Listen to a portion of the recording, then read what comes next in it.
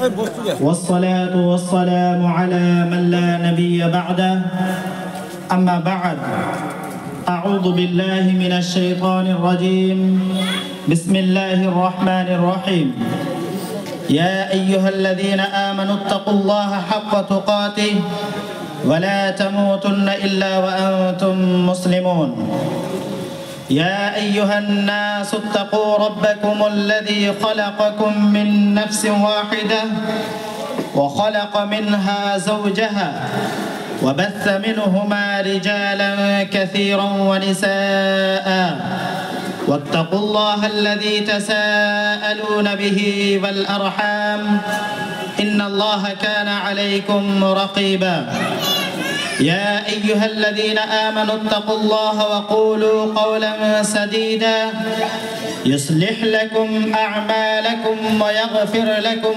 ذنوبكم ومن يطع الله ورسوله فقد فاز فوزا عظيما وقال الله سبحانه وتعالى ومن أعرض عن ذكري فإن له معيشة ضنقا ونحشره يوم القيامة أعمى رب اشرح لي صدري ويسر لي أمري واحلل عقدة من لساني يفقه قولي ربنا يسر ولا تعسر وتمم بالخير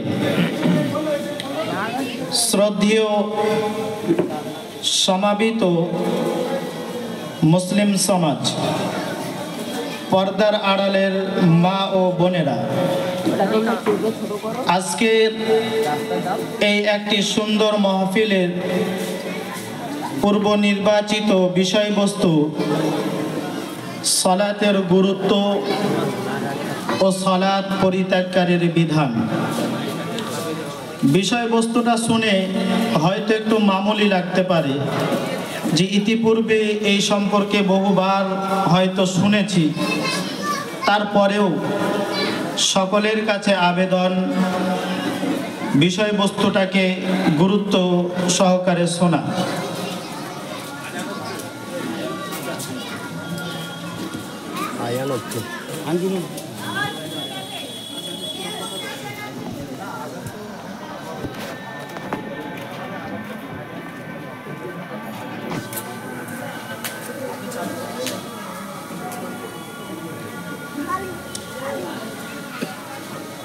বক্তব্য শুরুর পূর্বে নসিহতমূলক একটি আয়াত দিয়ে বক্তব্য শুরু করতে চাই। মহান আল্লাহ সুবহানাহু ওয়া তাআলা সূরাতুল লুকমান আয়াত নম্বর 7 এর মধ্যে বলেন, ওয়া ইযা তুতলা আলাইহি আয়াতুনা ওয়াল্লা মুস্তাকবিরান কাআন লাম ইয়াসমা'হা কাআন্না ফি উযুনাইহি ওয়াকরা ফাবাশশিরহুম বিআযাবিন আলিম। আমরা যদি পৃথিবীর মানুষকে যদি জিজ্ঞেস করি, বলো তো অহংকারী ব্যক্তি কাকে বলে, হয়তো আপনি বলবেন যার অনেক টাকা পয়সা আছে, টাকা পয়সার যে ঘামান্ড দেখায় তাকে অহংকারী বলে। অনেক মানুষ আছে শক্তির যে প্রবল শক্তির ঘ্যাম দেখায় বা অহংকার দেখায়, তাকে অহংকারী বলা হয়।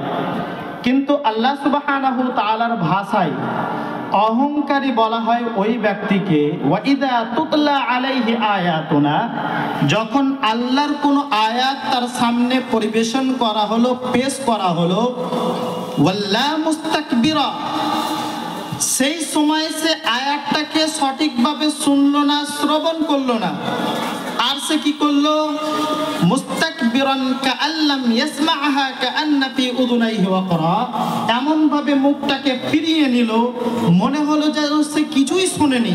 আল্লাহ সুবহানাহু ওয়া তাআলা বলছেন এই ব্যক্তি হচ্ছে অহংকারী। আজকে এই সুন্দর একটা মাহফিলে যেখানে কোরআন এবং হাদিসের আলোচনা চলছে, এই আলোচনা থেকে যদি আপনি মুখ ফিরিয়ে নেন, যদি আপনি পালিয়ে যান এখান থেকে, তাহলে আপনি হচ্ছেন বুজদিল। আমরা সকলেই জানি, যারা হয়তো বাড়িতে ছাগল টাগল পুষেন আপনারা হয়তো জেনে থাকবেন যে কখনো দেখবেন যে একটু বৃষ্টি যদি নামে আকাশ থেকে, হালকা 2-1 ফোঁটা যদি বৃষ্টি পড়ে, সর্বপ্রথম যে বস্তুটা পালিয়ে যায়, যে জীবটা পালিয়ে যায় জীবদের মধ্যে, সেটা হচ্ছে ছাগল। ছাগলের গায়ে 1 ফোঁটা পানি পড়লেই সে দৌড়তে আরম্ভ করে। তো এরা হচ্ছে বুজদিল। তো আমরা যদি এই পানির ভয়ে যদি পালিয়ে যাই, তাহলে জানতে হবে আমাদের মধ্যে আর সেই জীব ছাগলের মধ্যে কোনো পার্থক্য নেই। এখানে কোরআন এবং হাদিসের আলোচনা চলছে। যাই হোক, বিষয়বস্তু হলো সলাতের গুরুত্ব এবং তা পরিত্যাগকারীর বিধান। মহান আল্লাহ সুবহানাহু ওয়া তাআলা সালাত শব্দের অর্থ তিনি এভাবে এনেছেন। সালাত শব্দের অর্থ হলো দোয়া, সালাত শব্দের অর্থ হলো হামদ, সালাত শব্দের অর্থ হলো জিকর। যেমন আল্লাহ সুবহানাহু ওয়া তাআলা সূরাতুত তাওবা আয়াত নম্বর 103 এর মধ্যে তিনি বলছেন, খুয মিন আমওয়ালিহিম, এ মুহাম্মদ সাল্লাল্লাহু আলাইহি ওয়াসাল্লাম আপনি তাদের মালগুলোকে সাদাকা স্বরূপ নিন, ওয়া তুতাহহিরুহুম ওয়া তুযাক্কিহিম বিহা, এবং ওই মালগুলোকে নিয়ে আপনি তাদেরকে কি করুন? পবিত্র এবং পরিশুদ্ধ করুন। ওয়াতুযাক্কিহিম বিহা ওয়া সাল্লি আলাইহিম, এবং তাদের জন্য আপনি দোয়া করুন। ইন্না সালাতাকা সাকানুল লাহুম, নিশ্চয় আপনার দোয়া তাদের জন্য হবে প্রশান্তি। এই আয়াতের মধ্যে আপনারা হয়তো লক্ষ্য করেছেন একটি শব্দ আল্লাহ সুবহানাহু ওয়া তাআলা নিয়ে এসেছেন, শব্দটি হলো ওয়া সাল্লি আলাইহিম, অর্থাৎ তাদের জন্য আপনি দোয়া করুন। সাল্লা শব্দের অর্থ হলো দোয়া। আমরা যদি এখন দেখি যে দোয়া শব্দের অর্থ কি, মহান আল্লাহ সুবহানাহু ওয়া তাআলা সূরাতুল বাকারা আয়াত নম্বর 186 এর মধ্যে এই কথাও স্পষ্ট করেছেন, ওয়াইদা সাআলাকা ইবাদি আন্নী ফাইন্নী করিব, যখন আমার বান্দা আমার সম্পর্কে যদি জিজ্ঞেস করে যে আল্লাহ কোথায়, ফাইন্নী করিব, তখন আমি তাদের অতীব নিকটে, উজিবু দাওয়াতাদ দাঈ ইযা দাআন, যখন কোন বান্দা আমাকে ডাকে, কোন বান্দা যখন আমাকে আহ্বান করে, আমি তার আহ্বানে সাড়া দিই। এই আয়াতের মধ্যে আমরা খুব সুন্দরভাবে লক্ষ্য করতে পারি যে দাআ শব্দের অর্থে আল্লাহ সুবহানাহু ওয়া তাআলা বলছেন ডাকা, অর্থাৎ আহ্বান করা। এই দুটি আয়াত দ্বারা স্পষ্ট হয়ে যাচ্ছে যে সালাত নামক ইবাদতটি হচ্ছে অন্য কিছু নয়, বরঞ্চ আল্লাহ সুবহানাহু ওয়া তাআলাকে ডাকা, একনিষ্ঠভাবে ডাকা।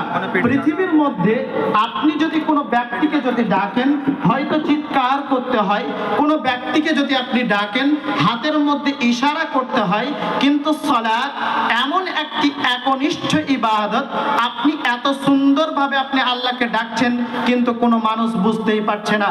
এই পরিপ্রেক্ষিতে আপনি লক্ষ্য করতে পারেন, যখন আপনি সালাতের মধ্যে যখন দাঁড়িয়ে যান, কত সুন্দরভাবে আপনি আল্লাহকে ডাকছেন, আল্লাহুম্মা, হে আল্লাহ, বাঈদ বাইনি ওয়া বাইনা খাতায়ায়া, তুমি আমাকে আর আমার গুনাহগুলিকে দূরত্ব করে দাও। কতটা? বাইনাল মাশরিকি ওয়াল মাগরিব, যেরকম পূর্ব এবং পশ্চিমের দূরত্ব আছে ততটা দূরত্ব করে দাও আমাকে আর আমার গুনার মধ্যে। বাইনাল মাশরিকি ওয়াল মাগরিব, আল্লাহুম্মা নাক্কিনি মিনাল খাতায়া কামা ইউনাক্কা আস-সাওবুল আবিয়াদু মিনাদ দানাস, আর আমার গুনাহগুলোকে ধৌত করে দাও কি দিয়ে? পানি দিয়ে, বরফ দিয়ে, শিশির দিয়ে, ইত্যাদি জিনিসগুলো দিয়ে আমার গুনাহগুলোকে ধৌত করে দাও। এত সুন্দরভাবে আপনি আল্লাহকে ডাকছেন কিন্তু মানুষও বুঝতে পারছে না, এর নাম হচ্ছে সালাত।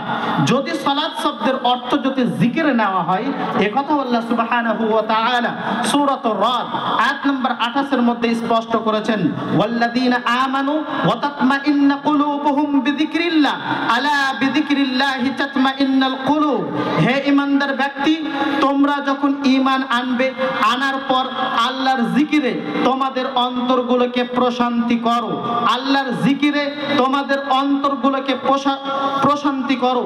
আলা বিযিকরিল্লাহি তাতমাইন্নুল কুলুব, জেনে রাখো তোমরা স্মরণ করে রাখো, অবশ্যই আল্লাহর জিকির তোমাদের এই অন্তরগুলোকে প্রশান্তি করে রাখে। এখানে জিকির শব্দের ব্যাখ্যায় অধিকাংশ মুফাসসিররা বলেছেন জিকির বলতে এখানে সালাতকে বোঝানো হয়েছে।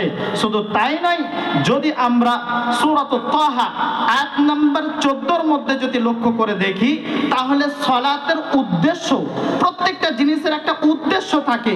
এখানে যদি সালাতের উদ্দেশ্যটার দিকে যদি আপনি লক্ষ্য করে দেখেন, তাহলে সালাতের উদ্দেশ্যই হচ্ছে আল্লাহ সুবহানাহু ওয়া তাআলাকে স্মরণ করা। মহান আল্লাহ সুবহানাহু ওয়া তাআলা বলেন, ইন্নানি আনাল্লাহ, নিশ্চয় আমি আল্লাহ, লা ইলাহা ইল্লা আনা ফা'বুদুন, তোমরা আমাকে ছাড়া অন্য কাউরির তোমরা ইবাদত করবে না। ওয়া আকিমুস সালাতা লিযিকরি, আর তোমরা সালাত কায়েম করো লিযিকরি, কেবলমাত্র আল্লাহ সুবহানাহু ওয়া তাআলাকে স্মরণ করার উদ্দেশ্যে। তাহলে এই সকল আয়াত দ্বারা আমরা বুঝতে পারলাম যে সালাত শব্দের অর্থ হলো আল্লাহকে ডাকা, সালাত শব্দের অর্থ হলো দোয়া, সালাত শব্দের অর্থ হলো আল্লাহ সুবহানাহু ওয়া তাআলাকে স্মরণ করা। পৃথিবীর মানুষকে আপনি যদি স্মরণ করেন, সে মানুষ আপনাকে স্মরণ না করতেও পারে। সাপোজ ধরে নেন, একটা উদাহরণস্বরূপ, আপনি কোনো একজন ব্যক্তির বিশাল বড় ভক্ত, কোনো একটা ফিল্ম স্টার, কোনো একজন সুপারস্টারের বিশাল বড় ভক্ত। আপনি হোয়াটসঅ্যাপ, টুইটার, ইনস্টাগ্রাম, বিভিন্ন হোয়াটসঅ্যাপের মাধ্যমে, সোশ্যাল মিডিয়ার মাধ্যমে আপনি দেখতে পান যে অমুক ব্যক্তির এতজন ফলোয়ার আছে। যে ব্যক্তির এতজন ফলোয়ার আছে, ওই ব্যক্তিকে জিজ্ঞেস করবেন এই যে এতজন ফলোয়ারের মধ্যে আপনি কাকে কাকে চিনেন? ওই ব্যক্তি বলবে আমি এদের মধ্যে কাউকে চিনি না। অর্থাৎ আপনি যে স্মরণ করছেন একজন স্টারকে, সেই স্টার আপনার নামও জানে না, আপনার অস্তিত্ব সম্পর্কেও জানে না। কিন্তু মহান আল্লাহ সুবহানাহু ওয়া তাআলা তিনি বলছেন, ফাযকুরুনি আযকুরুকুম, তোমরা যদি আমাকে স্মরণ করো, আমি আল্লাহ সুবহানাহু ওয়া তাআলা তোমাদেরকে স্মরণ করব। অর্থাৎ আল্লাহ সুবহানাহু ওয়া তাআলা যে আমাদেরকে বললেন সালাত আদায় করো, এর উদ্দেশ্য হচ্ছে আমাকে স্মরণ করা। এর উপকারটা কি হবে? আল্লাহ সুবহানাহু ওয়া তাআলা আপনাকে স্মরণ করবে। পৃথিবীর মধ্যে আল্লাহ সুবহানাহু ওয়া তাআলা যদি কোনো ব্যক্তিকে যদি স্মরণ করে, তাহলে পৃথিবীর মধ্যে আর তার কোনো জিনিসের দরকার পড়বে? কোনো জিনিসের দরকার পড়বে না। এই জন্য মহান আল্লাহ সুবহানাহু ওয়া তাআলার নবী একাধিক হাদিসের মধ্যে তিনি উল্লেখ করেছেন, ইবাদতের দুনিয়াতে, ইবাদতের জগতে সালাত এমন একটা ইবাদত, যে ইবাদতের মাধ্যমে আল্লাহ সুবহানাহু ওয়া তাআলার অতীব নিকট, অতীব কাছে আপনি হয়ে যেতে পারবেন। নবী করিম সাল্লাল্লাহু আলাইহি ওয়াসাল্লাম সহিহ বুখারীর মধ্যে একটি হাদিস এনেছেন, ইযা কামা আহাদুকুম ইউসাল্লি, যখন কোনো ব্যক্তি সালাতের জন্য যখন দণ্ডায়মান হয়ে যায়, ইউনাজি রাব্বাহু, তখন সে তার প্রভুর সঙ্গে সাক্ষাৎ করে। শুধু তাই নয়, নবী করিম সাল্লাল্লাহু আলাইহি ওয়াসাল্লাম তিনি আরো বলেন, আকরাবা মা ইয়াকুনুল আবদু মির রাব্বিহি, যখন কোন বান্দা সালাতের জন্য যখন দাঁড়িয়ে যায়, দণ্ডায়মান যখন হয়ে যায়, ওয়া হুয়া সাজিদুন, আর যখন সে সিজদা অবস্থায় যখন থাকে, তখন আল্লাহর অতীব নিকটবর্তী হয়ে যায়। তখন তোমরা কি করবে? ফাআকতারু দুআ, তখন তোমরা অতীব দোয়া করতে আরম্ভ করো, আল্লাহ সুবহানাহু ওয়া তাআলার কাছে বেশি বেশি করে তোমরা চাইতে আরম্ভ করো। এই দুটি হাদিস দ্বারা স্পষ্ট হয়ে গেল যে আপনি ইবাদতের দুনিয়াতে সিয়ামকে নিয়ে আসুন, আপনি হজকে নিয়ে আসুন, যাকাতকে নিয়ে আসুন, এত ইবাদত পৃথিবীর মধ্যে আছে, যে কোনো আপনি ইবাদতকে নিয়ে আসুন, কোন ইবাদত এমন একটি ইবাদত পাবেন না যে ইবাদতের জন্য আল্লাহ সুবহানাহু ওয়া তাআলার নবী বা স্বয়ং আল্লাহ সুবহানাহু ওয়া তাআলা তিনি এই কথা বলেছেন যে আমি বান্দার অতীব নিকটবর্তী হয়ে যাই কেবলমাত্র সালাত ছাড়া। যখন একজন ব্যক্তি সালাতের মধ্যে দণ্ডায়মান হয়ে যায়, যখন সিজদারত অবস্থায় থাকে, তখন সে আল্লাহর অতীব নিকট হয়ে যায়। সালাত এমন একটি আশ্চর্য ইবাদত, সালাত এমন একটি ভিন্ন ইবাদত, যে ইবাদত আপনি অন্য একটা ইবাদতকে নিয়ে আসুন। সাপোজ ধরে নেন গতকাল পর্যন্ত আপনার কাছে এত টাকা ছিল যে আপনার জন্য হজ ফরজ ছিল, আজকে আপনি দেখছেন আপনার কাছে সে টাকাগুলো বিলীন হয়ে গেছে, হজের যে শর্ত সে শর্ত শেষ, আপনাকে আর হজ করতে লাগবে না। আপনার কাছে কাল পর্যন্ত এত টাকা পয়সা ছিল এবং গত কাল পরশুর মধ্যে যে 1 বছরের একটা শর্ত, যাকাতের জন্য শর্ত হচ্ছে 1 বছর পরিপূর্ণ হতে হবে, অর্থাৎ গত 1 বছরে ইতিপূর্বে যে টাকা আপনার কাছে ছিল পরশুদিন আপনাকে যাকাত দিতে হবে, সমপরিমাণ টাকা আছে, 7.5 ভরি আপনি সোনা কিনতে পারবেন সেই পরিমাণ টাকা আছে। হঠাৎ আজকে আপনার টাকাগুলো বিলীন হয়ে গেছে, আপনার শর্ত শেষ, আর আপনাকে যাকাত দিতে লাগবে না। গতকাল পর্যন্ত আপনি একজন সবল ব্যক্তি ছিলেন, আপনার উপর সিয়াম ফরজ ছিল, হঠাৎ আজকে আপনি অ্যাক্সিডেন্ট করেছেন, কাল থেকে আপনাকে আর সিয়াম করা লাগবে না। কিন্তু আল্লাহ সুবহানাহু ওয়া তাআলা এই যে নামাজের কিছু শর্ত বলেছেন, সূরাতুল মাইদা আয়াত নম্বর 6, ইয়া আইয়ুহাল্লাযীনা আমানু ইযা কুমতুম ইলাস সালাহ, হে ঈমানদার ব্যক্তি যখন তোমরা সালাতের জন্য যখন দাঁড়ান হয়ে যাবে, ফাগসিলু উজুহাকুম, তোমাদের মুখমণ্ডলগুলো ধৌত করো, ফাগসিলু উজুহাকুম ওয়া আইদিয়াকুম ইলাল মারাফিক, এবং তোমাদের হাতগুলোকে কেহনি পর্যন্ত তোমরা ধুয়ে নাও, ওয়ামসাহু বিরুসিকুম, তোমাদের মাথাগুলোকে মাসাহ করো, ওয়া আরজুলাকুম ইলাল কাবাইন, এবং তোমাদের টাকনু পর্যন্ত পাগুলোকে ধৌত করো, ওয়া ইন কুনতুম জুনুবান ফাত্তাহহারু, তবে তোমরা যদি জুনুবি হয়ে যাও, অপবিত্র হয়ে যাও, ফাত্তাহহারু, তাহলে তোমরা পবিত্রতা অর্জন করো। وإن كنتم جنبا فاطهروا وإن كنتم مرضى أو على سفر أو جاء أحد منكم من الغائط, কিন্তু তুমি যদি মারজ হয়ে যাও, অসুস্থ যদি হয়ে যাও, কিংবা সফরে আছো বা পেশাব পায়খানা থেকে এসেছো, বা আউলা মাসতুমুন নিসা, স্বামী স্ত্রী মিলন করেছো, মা আন ফাতায়াম্মামু সাঈদান তাইয়্যিবা, কিন্তু তোমার কাছে পানি নেই, তখন তুমি কি করো, ফাতায়াম্মামু সাঈদান তাইয়্যিবা, তুমি পবিত্র মাটি দ্বারা তুমি কি করো, তায়াম্মুম করে নাও। এটা হচ্ছে নামাজের শর্ত। আসুন মহান আল্লাহ সুবহানাহু ওয়া তাআলা সূরাতুন নিসা আয়াত নম্বর 103 এর মধ্যে তিনি বলছেন, ইন্নাস সালাতা কানাত আলাল মুমিনিনা কিতাবাম মাওকুতা, নিশ্চয় একজন মুমিনের জন্য সালাত একটি নির্ধারিত সময়ের মধ্যে।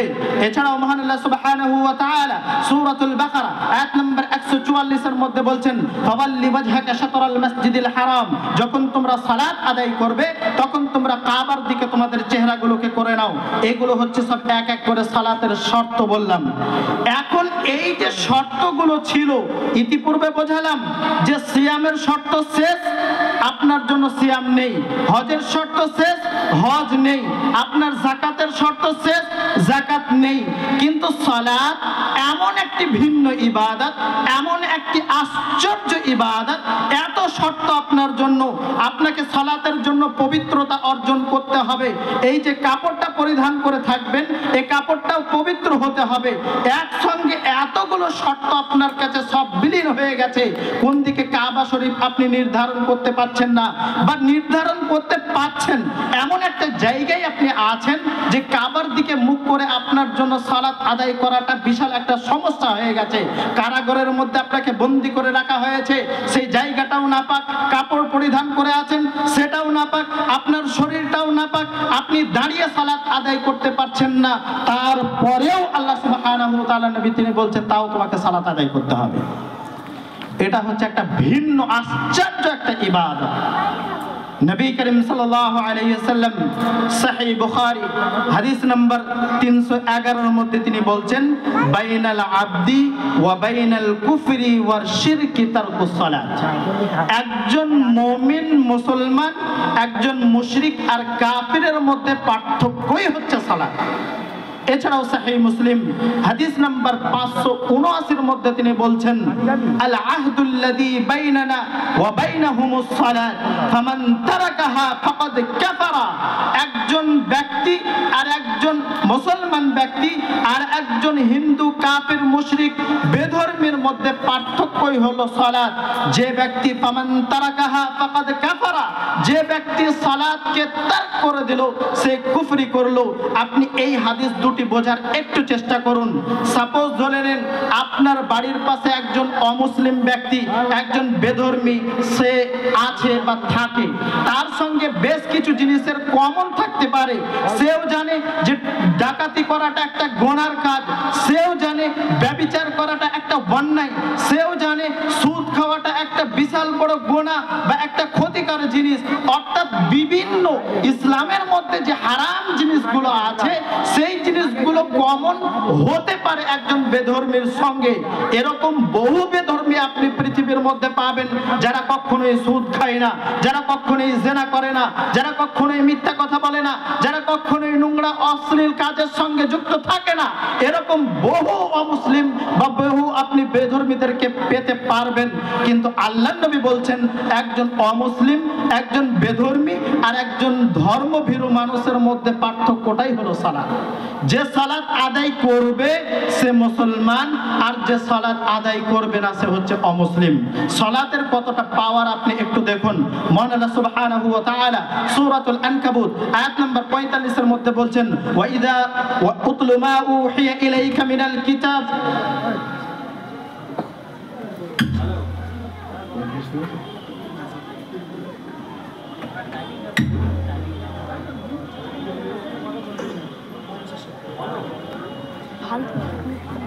মহান আল্লাহ সুবহানাহু ওয়া তাআলা তিনি বলেন উতলু মা উহিয়া ইলাইকা মিনাল কিতাব ওয়া আকিমিস সালাহ, তোমাদের উপরে যে কোরআন আমি অবতীর্ণ করেছি সেগুলোকে তোমরা তেলাওয়াত করো। আর কি করো? আকিমিস সালাহ, তোমরা সালাত আদায় করো। কেন? ইন্নাস সালাতা তানহা আনিল ফাহশাই ওয়াল মুনকার, নিশ্চয় সালাত তোমাদেরকে অশ্লীল এবং কুকর্ম থেকে বিরত রাখে। এখানে একটা প্রশ্ন আসতে পারে,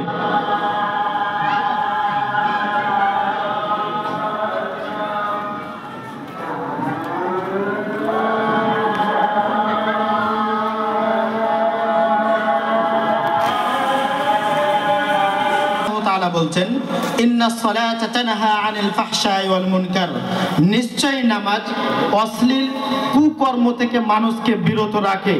এখানে আপনার মনের মধ্যে একটা প্রশ্ন আসতে পারে, যদি তাই হয় আমাদের সমাজের মধ্যে বহু মানুষকে দেখি 5 ওয়াক্তের সালাত আদায় করে তারপরেও সিগারেটে টান দেয়, 5 ওয়াক্তের সালাত আদায় করে তারপরেও জিনা ব্যভিচার নিকৃষ্ট থেকে নিকৃষ্টতম কাজের সঙ্গে ক্রিয়ার সঙ্গে যুক্ত থাকে। তাহলে কোথায় তাকে সালাত অশ্লীল এবং নোংরা কাজ থেকে কোথায় বিরত রাখছে? আসুন এই আয়াতটাকে আপনি একটু মনে রাখবেন। আসুন মহান আল্লাহ সুবহানাহু ওয়া তাআলা সূরাতুন নিসা আয়াত নাম্বার 142 এর মধ্যে তিনি বলছেন ইন্নাল মুনাফিকিনা ইউখাদিউনা আল্লাহ ওয়া হুয়া খাদিউহুম ওয়া ইযা কামু ইলা সালাত কামু কুসালা ইউরাউনা আন-নাস ওয়া লা ইয়াযকুরুনা আল্লাহ ইল্লা কলিলা, নিশ্চয় যারা মুনাফিক তারা আল্লাহকে ধোঁকা দেয় এবং আল্লাহও তাদেরকে ধোঁকার মধ্যে ফেলে। ওয়া ইযা কামু ইলা সালাত, যখন তারা সালাতের মধ্যে যখন দণ্ডায়মান হয়, কামু কুসালা, তখন তারা অলসিতার সঙ্গে কাহিলিয়াতের সঙ্গে সুস্তির সঙ্গে তারা দণ্ডায়মান হয়। ইরাউনান নাস, তারা মানুষকে দেখানোর জন্য সালাত আদায় করে। ওয়ালা ইয়াযকুরুনাল্লাহ ইল্লা কলিলা, তারা আল্লাহকে স্মরণ করে না তবে কিছুটা। এই দুটো আয়াতকে আপনি মনে রাখার পর আর একটা হাদিস পড়ব, তারপরে জিনিসটাকে ক্লিয়ার করতে চাইছি। মহান আল্লাহ সুবহানাহু ওয়া তাআলার নবী জনাবে আকরাম সাল্লাল্লাহু আলাইহি সাল্লাম সহিহ বুখারী হাদিস নাম্বার 780 এর মধ্যে তিনি একটি হাদিস এনেছেন। রাবি হাদিস হযরত আবু হুরায়রা রাদিয়াল্লাহু তাআলা আন তিনি বলছেন ইযা আমানাল ইমামু ফাআমিনু, যখন ইমাম যখন আমিন বলবে তখন তোমরাও আমিন বলো। ফাওয়াকা তামিনাহুল মালাইকা, যদি তোমাদের আমিন আর মালাইকা ফেরেশতাদের আমিন যদি এক হয়ে যায় তাহলে কি হবে? গুফিরা লাহু মা তাকদ্দামা মিন দামবি, তোমার পিছনের সব গুনাহকে আল্লাহ সুবহানাহু ওয়া তাআলা ক্ষমা করে দেবেন। এই হাদিসটা, এই দুটি আয়াত, এই হাদিসের দিকে একটু লক্ষ্য করে দেখুন। আমরা আমিনটা কেন বলি? আমিনটা বলার পিছনে উদ্দেশ্যটা কি? আমিন বলার পিছনে উদ্দেশ্য যদি মানুষকে যদি জিজ্ঞেস করা যায়, 5 ওয়াক্তের মুসল্লি, 5 কাতারে দাঁড়িয়ে থাকা মুসল্লিকেও যদি জিজ্ঞেস করা যায় আমিনটা কেন বলি, হয়তো আপনি বলবেন আমরা আহলে হাদিস সমাজে এটা চলে তাই বলি, বা হয়তো আপনি বলবেন যে এটা চলছে, বহু যুগ থেকে চলছে তাই এটা বলি। কিন্তু এর উদ্দেশ্যটা কি? প্রথম উদ্দেশ্য হচ্ছে গফিরা লাহু মা তাকাদ্দামা মিন যামবি, আল্লাহ সুবহানাহু ওয়া তাআলা আমাদের সবগুলো গুনাহকে ক্ষমা করবেন তাই।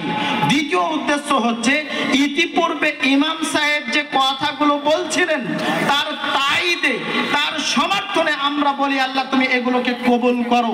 ইমাম সাহেব কি বলেন?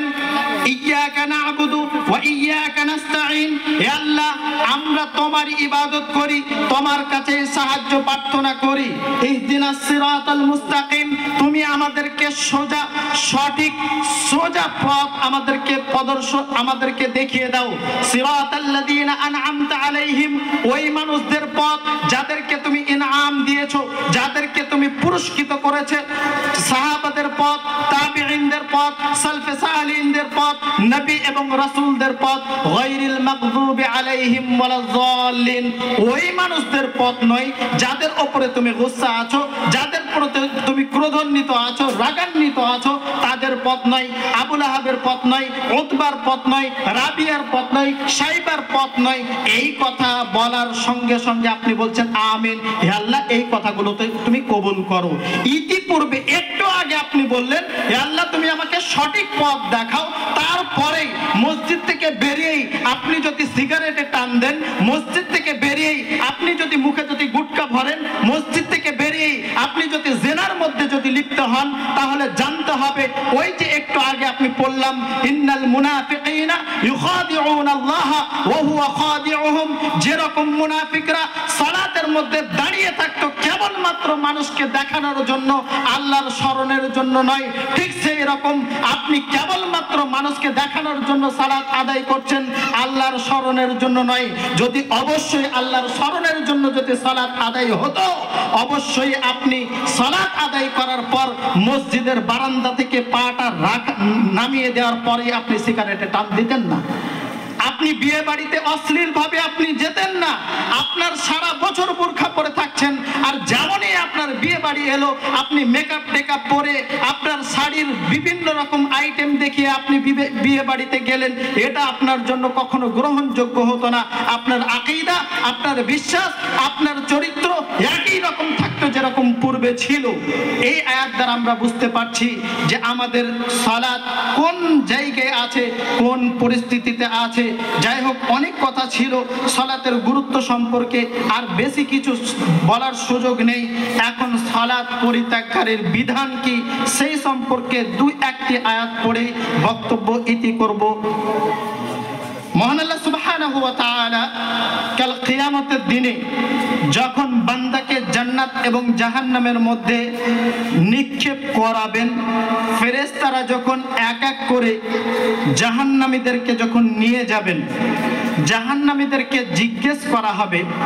সূরাতুল মুদ্দাসসির আয়াত নম্বর 42 এবং 43 এর মধ্যে আল্লাহ সুবহানাহু ওয়া তাআলা বলেন, মা সালাকাকুম ফি সাকার, কোন জিনিসের কারণে তোমাদেরকে জাহান্নামের মধ্যে নিক্ষেপ করা হচ্ছে? অনেক কারণ হতে পারে। আপনি কোনোদিন রোজা রাখেননি, আপনি কোনোদিন সামর্থ্য থাকা সত্ত্বেও হজ করেননি, আপনার যাকাত দেওয়ার মতো ক্ষমতা ছিল, আপনি যাকাত দেননি, এত বড় বড় গুনাহ করার সত্ত্বেও এত গুনাহগুলিকে আপনি প্রকাশ করবেন না। সেই দিন আপনি বলবেন ক্বালু লাম নাকু মিনাল মুসাল্লিন, আমি পৃথিবীর মধ্যে নামাজি ছিলাম না তাই। এত গুনাহ করা সত্ত্বেও আপনি কিয়ামতের দিনেও আপনি বলবেন লাম নাকু মিনাল মুসাল্লিন, আমি নামাজি ছিলাম না তাই। তাহলে এখান থেকে এই আয়াত দ্বারা বুঝতে পারা যাচ্ছে যে নামাজ পরিত্যাগকারীর বিধান সম্পর্কে আল্লাহ সুবহানাহু ওয়া তাআলা এটাই বোঝাতে চাইছেন যে কোনো ব্যক্তি যদি সিয়াম না রাখতে পারে, ফিদিয়া দিলেও সে পার হয়ে যেতে পারবে, কিন্তু সালাত ত্যাগ করে আপনি কখনোই যে জান্নাতে যাবেন এ আশা করে আপনার কোনো লাভ হবে না। একাধ দিন আপনার সিয়াম ছেড়ে গেছে, ফিদিয়া দিয়েছেন, এতে আপনার সন্দেহ আছে জান্নাতে পৌঁছানোর, কিন্তু আপনি যে এক ওয়াক্তের সালাত ত্যাগ করে আপনি যে জান্নাতে পৌঁছাবেন এ আশা করাটা অসম্ভব, সম্ভব নয়। এছাড়াও মহান আল্লাহ সুবহানাহু ওয়া তাআলা সূরাতুল মারইয়াম আয়াত নম্বর 59 এর মধ্যে তিনি বলছেন, ফাখালাফা মিন বা'দিহিম খালফুন আদাউস সালাত ওয়াত্তাবাউশ শাহওয়াত ফাসাউফা ইয়ালকাউনা গায়্যা। ফাখালাফা মিন বা'দিহিম খালফুন, তাদের পর এমন একটি কওম এলো, তারা কি করলো? সালাতগুলোকে নষ্ট করলো, ওয়াত্তাবাউশ শাহওয়াত, এবং তাদের ইত্তিবা করলো ইচ্ছা, ফাসাউফা ইয়ালকাউনা গায়্যা, তাদেরকে রাখা হবে এমন একটি জাহান্নাম, গায়্যা নামক জাহান্নামে তাদেরকে রাখা হবে। এই গায়্যার তাফসিরে ইবনে কাইয়্যিম রাহিমাহুল্লাহ তিনি বলছেন, গায়্যা ওই জাহান্নামকে বলা হয় জাহান্নামের নিচে এমন একটি সমুদ্র থাকবে যেখানে থাকবে রক্ত, যেখানে থাকবে পুঁজ, যেগুলো গরম থাকবে, ঠকবক ঠকবক করে ফুটবে, সেই জাহান্নামে রাখা হবে সালাত পরিত্যাগকারী ব্যক্তিদেরকে। এত নিকৃষ্টতম একটা জায়গায় রাখা হবে মানুষদেরকে, ওই মানুষদেরকে যারা সালাত ত্যাগ করেছে। মহান আল্লাহ সুবহানাহু ওয়া তাআলা সূরাতুত তাহা আয়াত নম্বর 124 এর মধ্যে তিনি বলছেন, ওয়ামান আ'রাদা আন যিকরি, যারা আমার জিকির থেকে, আমার সালাত থেকে ইরাজ করেছে, মুখ ফিরিয়ে নিয়েছে, ওয়ামান আ'রাদা আন যিকরি ফাইন্না লাহু মাঈশাতান যানকা ওয়া নাহশুরুহু ইয়াওমাল কিয়ামাতি আ'মা। কাল কিয়ামতের দিনে তাদেরকে ওঠানো হবে অন্ধ করে। এই হচ্ছে সালাত পরিত্যাগকারীর বিধান। আপনি কি চান যে গায়্যা নামক জাহান্নামের মধ্যে আপনাকে নিক্ষেপ করা হোক? আপনি কি চান যে আপনাকে অন্ধ করে ওঠানো হোক? শুধু তাই নয়, পৃথিবীর মধ্যে আপনি যদি দেখতে চান যে কিয়ামতকে অস্বীকারী ব্যক্তিকে, আপনাকে যদি জিজ্ঞেস করা যায় আপনি কিয়ামতকে অস্বীকার করেন, হয়তো আপনি বলবেন যে না, আমি কিয়ামতকে অস্বীকার করি না, অবশ্যই কিয়ামত হবে। কিন্তু আল্লাহ সুবহানাহু ওয়া তাআলা বলছেন ওই ব্যক্তি কিয়ামতকে অস্বীকার করে। কে? আরাআইতাল্লাযী ইউকাযযিবু বিদ্দীন, আরাআইতাল্লাযী ইউকাযযিবু বিদ্দীন, তুমি কি দেখেছো ওই ব্যক্তিকে যে কিয়ামতকে অস্বীকার করে?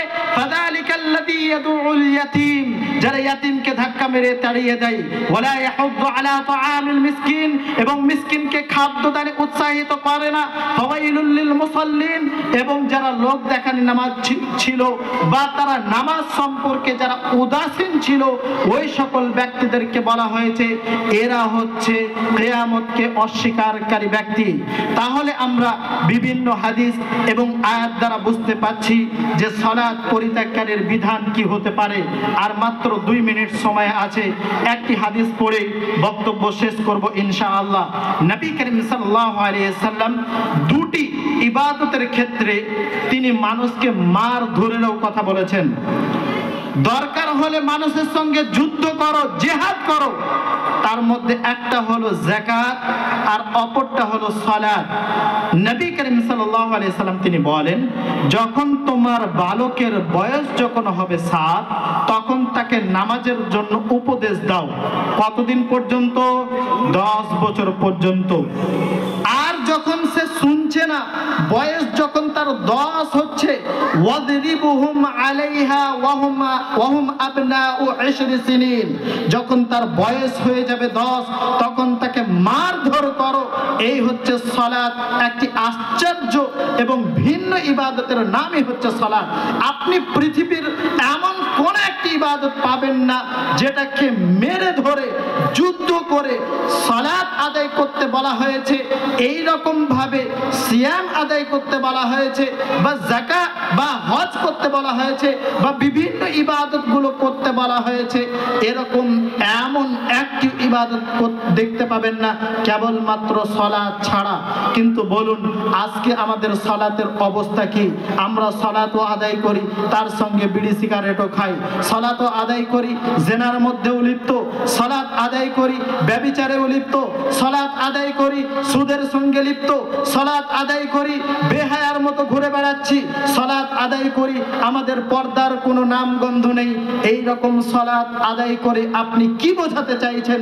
আপনি কি ভাবছেন যে এই সালাত আপনাকে কিয়ামতের দিনে জান্নাত পর্যন্ত পৌঁছাতে পারবে? এটা অসম্ভব, কখনোই হতে পারে না। যাই হোক, অনেক কথা হলো। আল্লাহ সুবহানাহু ওয়া তাআলার কাছে দোয়া করি আল্লাহ সুবহানাহু ওয়া তাআলা আমাদেরকে সঠিকভাবে সালাত নামক ইবাদতটি পরিপূর্ণভাবে সঠিকভাবে যেন ইবাদতটাকে যেন করতে পারি। এর উপকারটা হচ্ছে সালাত যদি আমাদের সঠিক হয়, প্রত্যেকটা ইবাদত আমাদের সঠিক হয়ে যাবে। আল্লাহ সুবহানাহু ওয়া তাআলা আমাদেরকে বেশি বেশি করে সঠিকভাবে সালাত আদায় করার তৌফিক দান করুন। আমিন। ওয়া আখিরু দাওয়ানা আলহামদুলিল্লাহি রাব্বিল আলামিন। ওয়াসসালামু আলাইকুম ওয়া রাহমাতুল্লাহি ওয়া বারাকাতুহু।